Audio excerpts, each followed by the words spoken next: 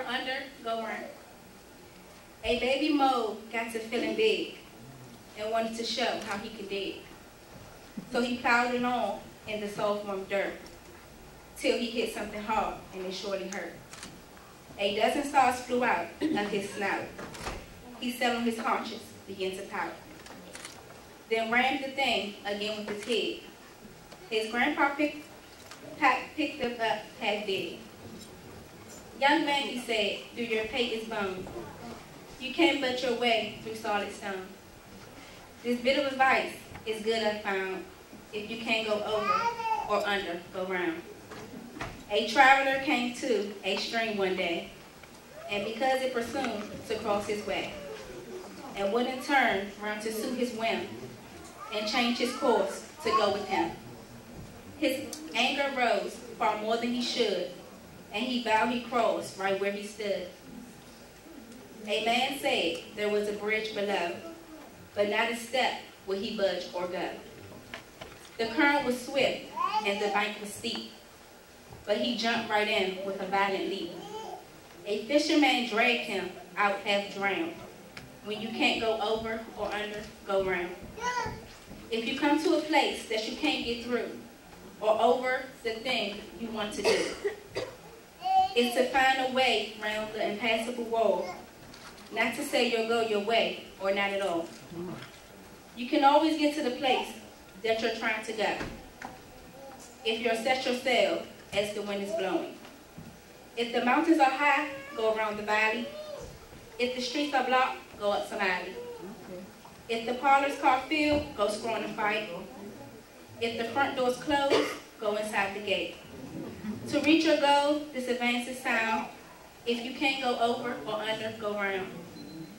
When things go wrong, as they sometimes will, when the road you're trudging seems all uphill, when your funds are low and the debts are high, and you want to smile but have to sigh, when your care is pressing, you don't bid.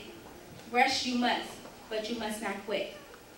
Life is queer with its twists and turns, as every one of us sometimes learns. As many a failure turns about, when he might have won and he stuck it out. Don't give up though the pace seems slow. You may succeed with another blow. Success is failure turned inside out, the silver tint of clouds of doubt. And you never can tell how close you are. It may be near when it seems so far. So stick to the fight when your heart is hit. It's when things seem worse that you must not quit. Goodbye, fair graduate, your time has come to reach for the stars, the moon, and the sun. Not to say it won't be rough, but keep your head up, be strong, and be tough. Goodbyes are forever, so we'll say see you later. Wish you well on your journey, but tomorrow is a rainy day. Congratulations, class 2009. Thank you. It's really going to be a challenge for me to talk, wave this microphone, because usually I use my hands. Thank you for the introduction, and thank you for the invitation to be part of this very exciting celebration to recognize the accomplishments of this graduating class. And thank you, too, to the faculty and the families and friends who have accompanied you on this journey, because I know that it's been a lot of challenge along the way. It really is my honor to be with you today and to be part of the joy of the celebration. For those of you who are graduating today, this is a once-in-a-lifetime moment. So what I'd like you to do, take a deep breath,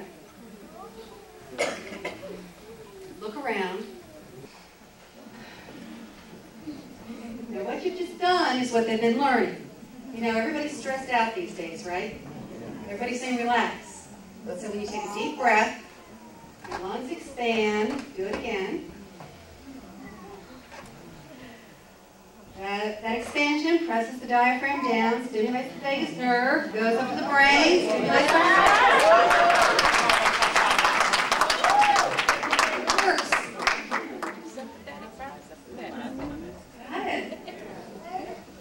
Many of you may have heard the saying that a journey of 1,000 miles begins with the first step. So I really commend you on the first step that you took to get you on this journey that has brought you to this point today. And each time a person is born, it's like the world begins anew, with new possibilities, new dreams. And each of you today represents a dream that's in the process of being fulfilled. Wherever you came from, whatever your circumstances, whatever your dreams, you chose to embark on this path. A path that has included a course of study to equip you with knowledge and skills to be a nurse, to be a healthcare provider that can make a difference in the world. A difference that you make by dealing with lives one person at a time. Whatever your goals, whatever area of nursing you choose to pursue, that's just what you've learned as part of the foundation upon which you will build as the years go by. Because I was impressed with your invitation at the bottom, that education is not preparation for life. Education is life itself. Study. But as has already been said, it's only the beginning.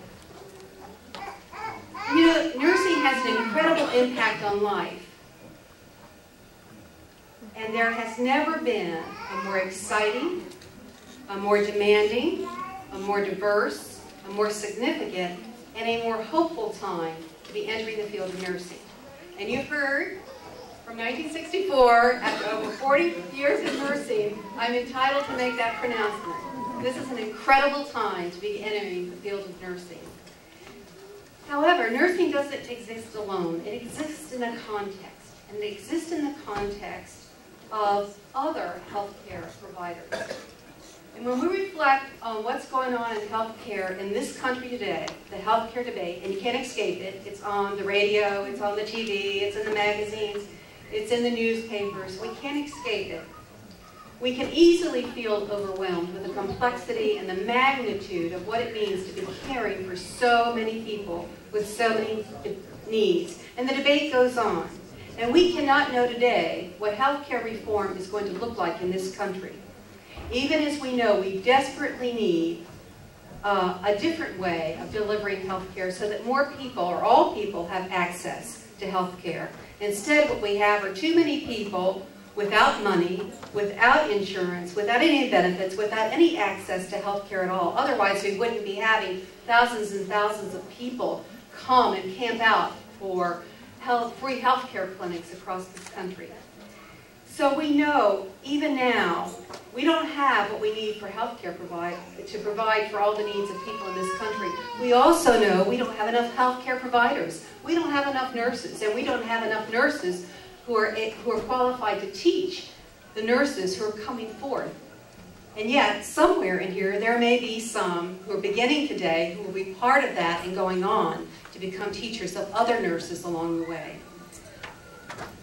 So while we may not know what healthcare is going to look like, what we do know in these challenging times is that there will always be a need for nurses. Because wherever there's somebody who needs medical care, there's somebody who needs a good nurse.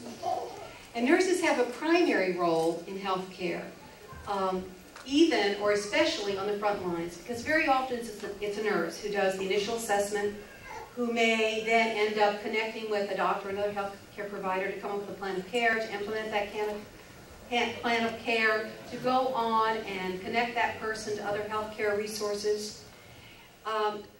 We can't make it